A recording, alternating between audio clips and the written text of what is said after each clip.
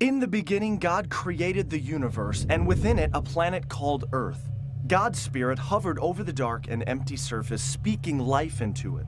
Light appeared. Sky and land split from the oceans. Trees and plants grew. Days and nights began, and all kinds of creatures filled the earth. Humans were formed in God's image to continue God's work.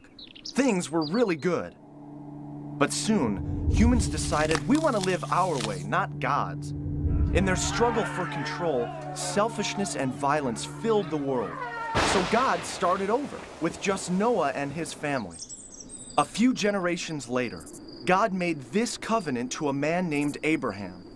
The land around you, as far as you can see, is now yours. Your family will be as many as the stars and will be my blessing to the entire world. Years passed.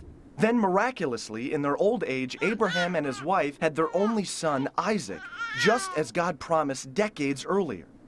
Later, Isaac had twins, Jacob and Esau. Then Jacob had 12 sons. The youngest, Joseph, moved the family to Egypt, saving them from a famine. There, they grew into a large nation, a people called to be different, to remind everyone what it looks like to live in God's ways. Abraham's descendants, now called the people of Israel, were moved to Egypt by Joseph to save them from a famine. There they grew into a large nation. The Egyptians welcomed them at first, but soon this turned into fear and jealousy. The Israelites were forced to be slaves and do hard labor. But God heard their cries of pain. Through a humble leader named Moses and incredible signs and wonders, God led the Israelites in a great exodus back toward their promised land. As the Israelites journeyed through the desert, God guided them with a pillar of fire at night and a cloud by day. The Israelites complained about being hungry and abandoned. So God sent birds and sweet flaky manna for them to eat, and made fresh water pour from a rock. God even lived in the middle of their camp in a sacred tent called a tabernacle.